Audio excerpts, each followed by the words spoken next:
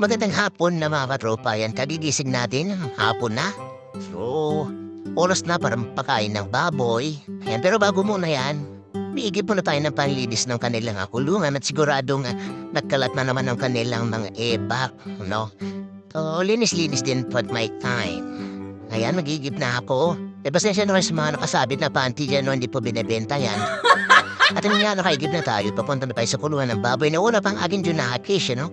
Ay, hindi pala. Nauna pa na yung camera. So, ayan.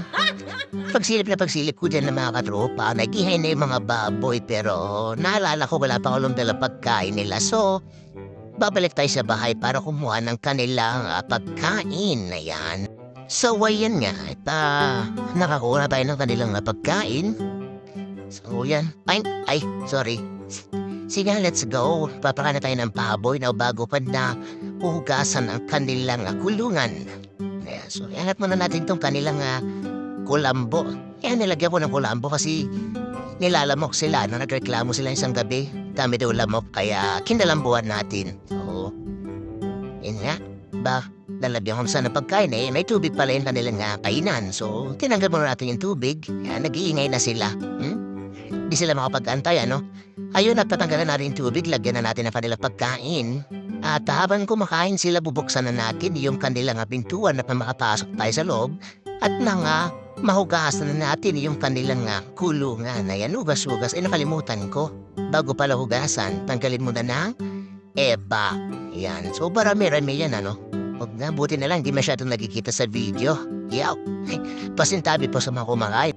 Yan, so tuloy na natin yung pagwawali sa paglilinis ng kanilang kulungan habang kumakain silang tahimik. Ako naman yung nag-iingay na nagwawalis dyan sa oras na iyan.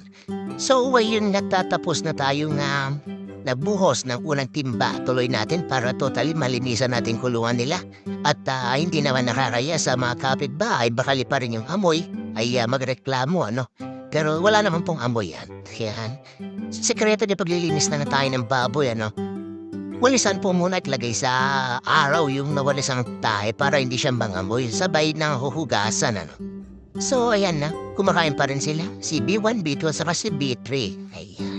So, enjoy na inyo sila sa pagkain nila. Eat well, magpataba ka at magpalakas kayo.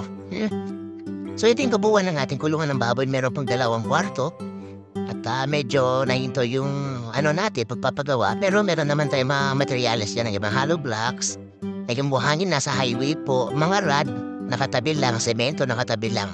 So, ayun yung kabuuan ng ating kulungan ng baboy for today's video. So, maraming salamat po at yan po muna ngayong araw. Bye-bye!